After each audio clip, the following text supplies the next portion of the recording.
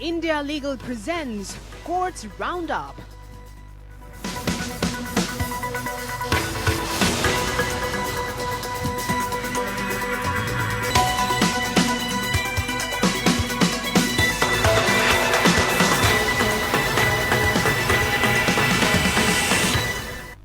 नमस्कार, मैं हूं आपके साथ नेहा दुबे। कोर्ट्स राउंडअप में आपका बहुत स्वागत है। इस बुलेटिन में अगले आधे घंटे हम आपको कोर्ट से जुड़ी तमाम छोटी बड़ी खबरों से करवाएंगे रूबरू।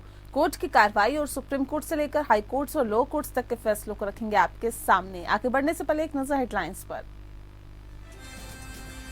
जजों की नियुक्ति में देरी पर सुप्रीम कोर्ट ने कहा, सरकार हमें सख्त फैसले लेने को मजबूर न करे। केंद्र ने अदालत को दिया आश्वासन, सुप्रीम कोर्ट के 5 जजों की नियुक्ति 5 दिनों में होगी। बीबीसी डॉक्यूमेंट्री पर रोक वाली अर्जी पर अब अप्रैल में होगी सुनवाई। अदालत ने अंतरिम रोक लगाने से किया इनकार, कहा सरकार के जवाब के बाद ही करेंगे फैसला। 3 हफ्ते में केंद्र सरकार से मांगा जवाब। हिंडनबर्ग ग्रुप पर धोखाधड़ी का आरोप लगाते हुए सुप्रीम कोर्ट में याचिका दाखिल, निवेशकों को मुआवजा देने की मांग। हिंडनबर्ग ग्रुप ने अडानी पर जारी की थी रिपोर्ट। सुप्रीम कोर्ट ने सकल हिंदू समाज की बैठक की वीडियोग्राफी का निर्देश दिया। हेट स्पीच को रोकने के लिए जरूरत पड़ने पर पुलिस को निवारक कार्रवाई करने के लिए कहा। गुजरात दंगों पर बनी India Legal presents Courts Roundup.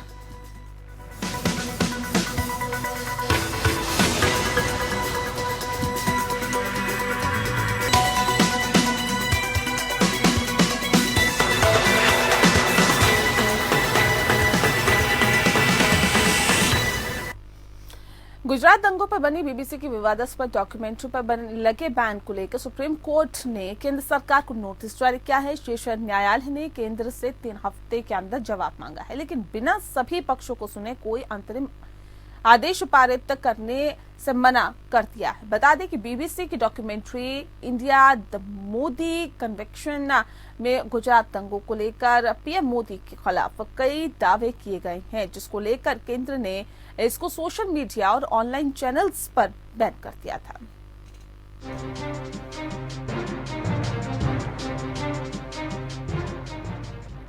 Supreme court में BBC documentary India the Modi question पर रोक लगाने को सरकारी फैसले को चुनौती देने वाली याचिकाओं पर सुनवाई हुई।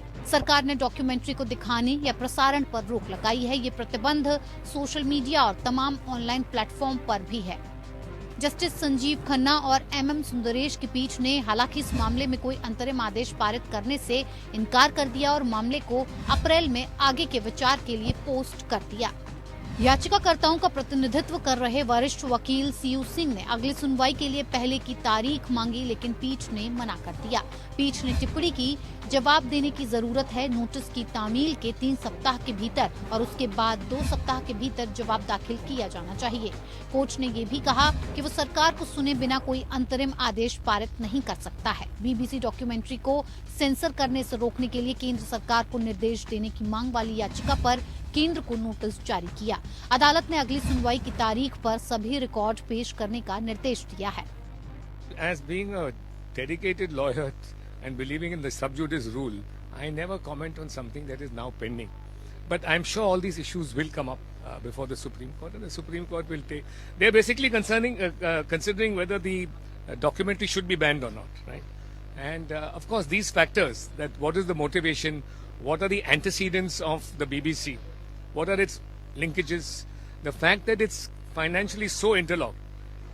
On the one hand, वो पैसे लेते हैं उनसे, हुआ ऐसे, and on the other hand, all the pension, more than 150 million pounds is being placed with Chinese state-owned companies. So they are completely financially and dependently. They're dependent on them, and therefore any output which they put, and they have a long history of anti-India output propaganda. याचिकाकर्ताओं की तरफ से वरिष्ठ वकील CU Singh ने तर्क दिया कि आईटी कानून अधिनियम के नियम 16 के तहत आपातकालीन शक्तियों का प्रयोग करने की आवश्यकता को स्पष्ट करने के लिए सरकार ने आधिकारिक रूप से सार्वजनिक डोमेन में कोई दस्तावेज, आदेश या कोई अन्य जानकारी नहीं रखी है। उन्होंने बताया कि डॉक्यूमेंट्री के लिंक शेयर करने वाले ट्वीट ब्लॉक कर दिए गए हैं। इस पर सुप्रीम कोर्ट ने कहा कि हम सरकार से इससे जुड़े आदेश की फाइल मांग रहे हैं और इसकी जाँच करेंगे। इसके अलावा सरकार या उसकी नीतियों की आलोचना और यहाँ तक कि सर्वोच्च न्यायालय के निर्णयों की आलोचना भारत की संप्रभुता और अखंडता का उल्लंघन करने के समान नहीं है। ये प्रार्थना की गई कि डॉक्यूमेंट्री को प्रत्यक्ष या अप्रत्यक्ष रूप से सेंसर करने वाले सभी आदेशों को रद्द कर दिया जाए। याचिका में प्रतिवादी प्राधिकारियों को केंद्रीकृत डेटाबेस पर सार्वजनिक डोमेन में डाले बिना भाषण और अभिव्यक्ति की स्वतंत्रता को कम करने वाले आदेशों को रोकने के लिए न्यायालय से अनुरोध किया गया है। पीठ पत्रकार एन राम, एडवोकेट प्रशांत भूषण और टीएमसी सांसद महुआ मोइत्रा की ओर से दायर याचिका और एडवोकेट एमएल शर्मा की ओर से दायर एक अन्य याचिका पर विचार कर रही थी। Bureau report, APN news.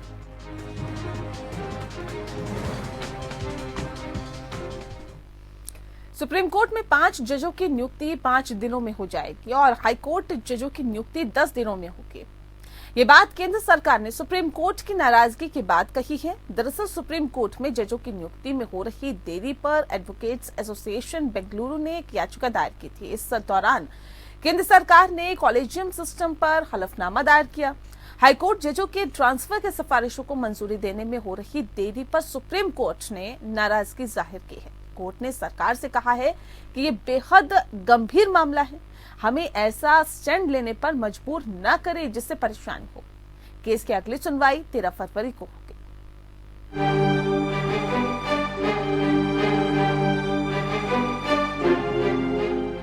Supreme court ने हाई कोर्ट और सुप्रीम कोर्ट में कॉलेजियम की सिफारिशों के बावजूद जजों की नियुक्ति में देरी के मामले में केंद्र सरकार को फटकार लगाई। शीर्ष अदालत ने जजों की नियुक्ति पर फैसला लेने के लिए सरकार को 5 दिन का समय दिया। इतना ही नहीं, सुप्रीम कोर्ट ने कहा कि सरकार हमें सख्त फैसले लेने को मजबूर न करे।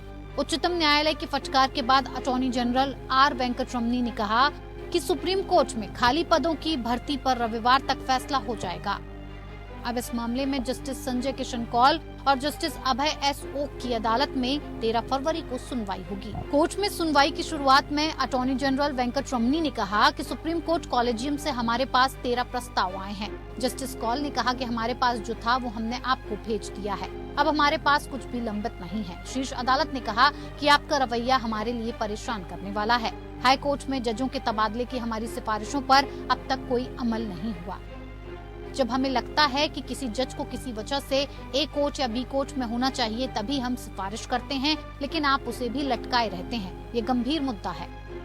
जस्टिस संजय किशन कौल और अभय एस ओका की बेंच ने अटॉर्नी जनरल एन वेंकटरमनी से सवाल किया कि दिसंबर में जारी सुप्रीम कोर्ट में 5 जजों को प्रोन्नत करने के कॉलेजियम के प्रस्ताव को कब अधिसूचित किया जाएगा। जब एजी ने कहा कि इसे जल्द ही किया जाएगा तो बेंच ने अपने आदेश में रिकॉर्ड करना शुरू कर दिया। एजी ने प्रस्तुत किया कि अब तक सुप्रीम कोर्ट के लिए की गई 5 सिफारिशों के वारंट 5 दिनों के भीतर जारी किए जाएंगे। अदालत के दबाव के बाद एजी ने हाई कोर्ट के जजों की नियुक्ति 10 दिनों में करने की बात कही। केंद्रीय कानून मंत्री किरेन रिजिजू ने गुरुवार को राज्यसभा को सूचित किया कि जजों की नियुक्ति के लिए सुप्रीम कोर्ट कॉलेजियम द्वारा अनुशंसित कुल 18 प्रस्तावों को सरकार ने कॉलेजियम को पुनर्विचार के लिए वापस भेज दिया है। वापस भेजे गए 18 प्रस्तावों में से सुप्रीम कोर्ट कॉलेजियम ने 6 मामलों को दोहराया है। 7 मामलों में सुप्रीम कोर्ट कॉलेजियम ने हाई कोर्ट के कॉलेजियम से ताज़ा जानकारी मांगी है और 5 मामलों को सुप्रीम कोर्ट कॉलेजियम द्वारा हाई कोर्ट को भेजने का निर्णय लिया गया है। सुप्रीम कोर्ट में रिक्तियों के मुद्दे पर उन्होंने सदन को सूचित किया कि 30 जनवरी 2023 तक 34 न्यायाधीशों की स्वीकृत शक्ति के मुकाबले 7 रिक्तियों को छोड़कर सुप्रीम कोर्ट में 27 न्यायाधीश काम कर रहे हैं। विभिन्न हाई कोर्ट में 1108 न्यायाधीशों की स्वीकृति शक्ति के मुकाबले 775 न्यायाधीश कार्यरत हैं और हाई कोर्ट में न्यायाधीशों के 333 पद रिक्त हैं। इन रिक्तियों के मुकाबले हाईकोर्ट कॉलेजियम द्वारा अनुशंसित 142 प्रस्ताव सरकार के साथ प्रसंस्करण के विभिन्न चरणों में हैं। Justice SK. कौल और जस्टिस ए.एस. ओका 2021 में सुप्रीम कोर्ट कॉलेजियम द्वारा दोहराए गए 11 नामों को मंजूरी नहीं देने के खिलाफ एडवोकेट्स एसोसिएशन बेंगलुरु द्वारा दायर एक अवमानना याचिका पर विचार कर रहे थे। एसोसिएशन ने तर्क दिया कि केंद्र का आचरण पीएलआर प्रोजेक्ट्स लिमिटेड बनाम महानदी कोलफील्ड्स प्राइवेट लिमिटेड के निर्देशों का घोर उल्लंघन है, जिसमें सुप्रीम कोर्ट ने निर्देश दिया था कि कॉलेजियम द्वारा दोहराए गए नामों को केंद्र द्वारा 3 से 4 सप्ताह के भीतर मंजूरी दी जानी चाहिए। Bureau report, APN news. वहीं अमेरिकी स्थित short selling firm Hindenburg research की एक रिपोर्ट के प्रकाशन के बाद शेयर बाजार में अडानी समूह के शेयरों में जबरदस्त गिरावट के मद्देनजर सुप्रीम कोर्ट में एक जनहित याचिका दायर की गई है। एडवोकेट एमएल शर्मा द्वारा दायर याचिका में शॉर्ट सेलिंग को धोखाधड़ी का अपराध घोषित करने की मांग की गई है। याचिका में हिंडनबर्ग के संस्थापक नाथन एंडरसन के खिलाफ आर्टिफिशियल क्रैशिंग की आड़ में शॉर्ट सेलिंग के माध्यम से निवेशकों का शोषण करने के लिए जांच की मांग की गई है। याचिकाकर्ता ने कहा है कि निवेशकों को मुआवजा देने के लिए पेनल्टी के साथ ही शॉर्ट सेलिंग का टर्नओवर एंडरसन से वसूला जाए। याचिकाकर्ता ने याचिका में पूछा है कि क्या मनगढ़ंत कृत्रिम साधनों के माध्यम से मार्केट को क्रैश करके शेयर मार्केट में स्टॉक को क्रैश करके जानबूझकर शॉर्ट सेलिंग करना आईपीसी की धारा 420 और 120(b) सहपाठित सेबी अधिनियम 1992 की धारा 15(HA) की तहत दंडनीय धोखाधड़ी नहीं है। याचिका में कहा गया है कि उन्होंने भारत के नागरिकों को नुकसान पहुंचाकर अरबों का मुनाफा हासिल किया है। हालांकि सेबी ने विशेष रूप से अडानी समूह की कंपनियों के शेयरों में व्यापार को निलंबित नहीं किया और शॉर्ट सेलर्स को निर्दोष निवेशकों का शोषण करने दिया। अमेरिकी फर्म हिंडनबर्ग ने हाल ही में अडानी ग्रुप को लेकर एक रिपोर्ट जारी की है। हिंडनबर्ग ने अपनी रिपोर्ट में अडानी ग्रुप पर मार्केट में हेरफेर और अकाउंट में धोखाधड़ी का आरोप लगाया था। इस रिपोर्ट के सामने आने के बाद अडानी ग्रुप के शेयर्स में भारी गिरावट आई।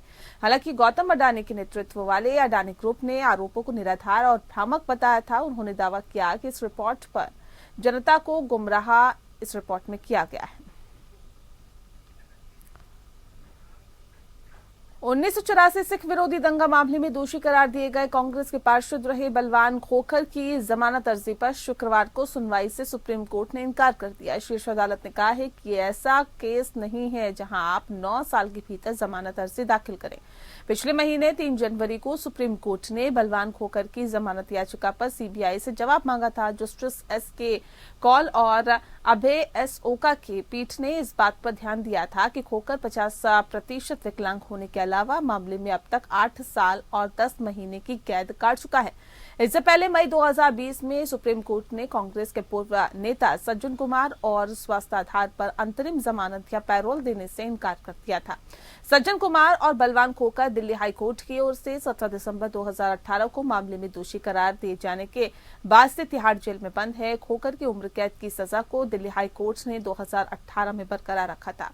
नवंबर 1984 को पालम के राजनगर में 5 सिखों की हत्या के मामले में निचली अदालत ने अप्रैल 2013 के इस फैसले को पलटते हुए सज्जन कुमार आजीवन कारावास की सजा सुनाई थी। निचली अदालत के उस फैसले को कायम रखा था जिसमें बलवान खोखर, कैप्टन भागमल, गिरधारी लाल, पूर्व विधायक महेंद्र यादव और कृष्ण खोखर को सजा सुनाई गई थी। निचली अदालत ने बलवान खोखर, गिरधारी लाल व भागमल को आजीवन कारावास की सजा सुनाई थी। कोर्ट ने दंगों के दौरान इलाके में सिख परिवारों के घरों और एक गुरुद्वारे को जलाने की आपराधिक साजिश का भी दोषी ठहराया था। ट्रायल कोर्ट ने 2013 में बलवान खोखर, भागमल और लाल को आजीवन कारावास और यादव और किशन खोखर को 3 साल की जेल की सजा सुनाई थी। हाईकोर्ट के फैसले के बाद यादव और किशन खोखर की सजा को बढ़ाकर 10 साल कर दिया गया है। 1984 के सिख कत्लेआम का केस जिसमें सज्जन कुमार को उम्र कैद की सजा हुई है और उसके साथ 5 और मुलजमों को सजा हुई है, वो केस आज सुप्रीम कोर्ट में लगा था। जो सज्जन कुमार के साथ एक और मुलजम है जो साबका काउंसलर बलवान खोखर, उसने अपनी बेल के लिए ये आज एप्लीकेशन फाइल की थी। सुप्रीम कोर्ट में आज वो सुनवाई के लिए आई। बलवान खोखर ने सुप्रीम कोर्ट को ये कहा कि उसको 9 साल हो गए हैं जेल में और उसकी 50% डिसेबिलिटी है और इसलिए उसको जमानत पे छोड़ा जाए और उसकी जो ये सजा है सस्पेंड जो सेंटेंस उसकी सस्पेंड की जाए।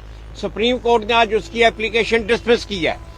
वही सकल हिंदू समाज के हिंदू जन आक्रोश मोर्चा रैली पर रोक लगाने की मांग मामले में सुप्रीम कोर्ट में सुनवाई हुई। सुप्रीम कोर्ट ने महाराष्ट्र सरकार से कहा है कि वो ये सुनिश्चित करे कि रैली में कोई भड़काऊ भाषण न हो। मुंबई में होने वाली रैली में सुप्रीम कोर्ट की नजर रहेगी। कोर्ट ने रैली की वीडियो रिकॉर्डिंग के आदेश दिए। साथ ही कोर्ट ने सरकार से 29 जनवरी को हुई हिंदू जन आक्रोश सभा रैली पर रिपोर्ट भी देने को कहा है। Justice KM. जोसेफ की अध्यक्षता वाली बेंच ने मामले की सुनवाई के दौरान ही सॉलिसिटर जनरल ने रैली के आयोजन के दौरान भड़काऊ भाषण होने की बात पर सवाल उठाते हुए कहा कि यदि सवाल उठता है तो ये फैसला पूर्व निर्णय होगा। उन्होंने कहा कि ये कहा जा रहा है कि इस मंच का दुरुपयोग किया जा रहा है, जबकि बहुत सी बातें हैं जो हम नहीं कह रहे हैं। कोर्ट ने महाराष्ट्र सरकार से भी पूछा कि आपकी ओर से इस मुद्दे को क्या लेकर कदम उठाए जा रहे हैं।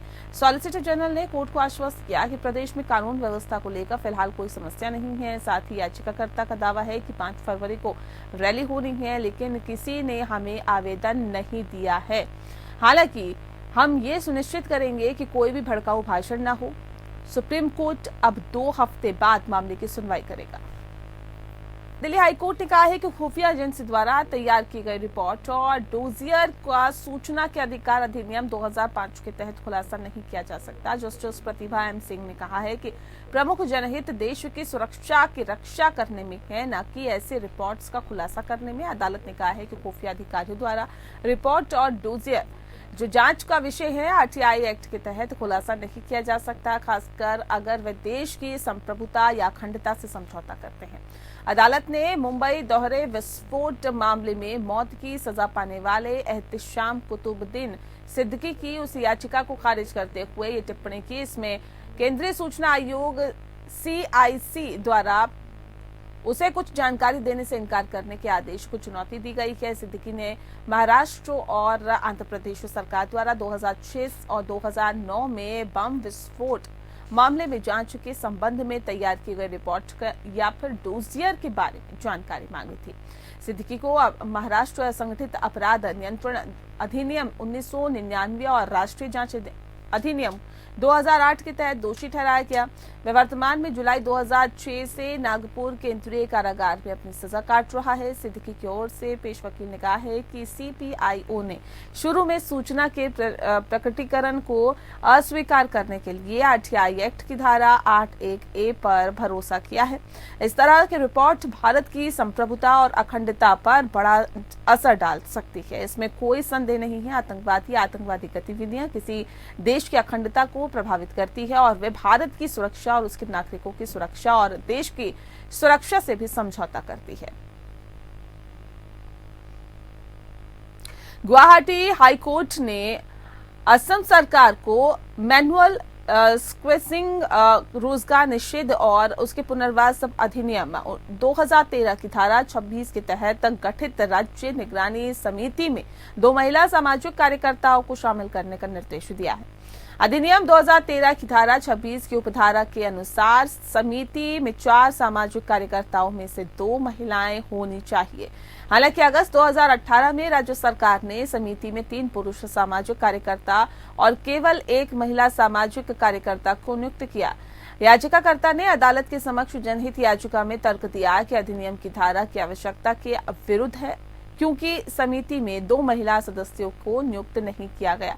जस्टिस अचिंत्य मल्ला बुजोर बरुआ और जस्टिस रॉबिन फूकन की खंडपीठ ने कहा कि प्रथम दृष्टया ये देखा गया है कि अधिनियम के तहत समिति का गठन करते समय सामाजिक कार्यकर्ता सदस्यों के संबंध में अधिनियम की आवश्यकता का पालन नहीं किया गया। अदालत ने कहा कि परिस्थिति में हमारा विचार है कि सामाजिक न्याय और अधिकारिता विभाग में असम सरकार के आयुक्त और सचिव को सुधार लाने के लिए आवश्यक कार्रवाई करने के लिए निर्देश जारी किए जाने पर न्याय के हित को पूरा किया जाएगा। अदालत ने आगे निर्देश दिया कि सामाजिक न्याय और अधिकारिता विभाग के आयुक्त और सचिव 2 महीने की अवधि के भीतर आवश्यक कार्रवाई करें। और चलिए इसी के साथ फिलहाल इस बुलेटिन में इतना ही। नमस्कार। India Legal presents Courts Roundup.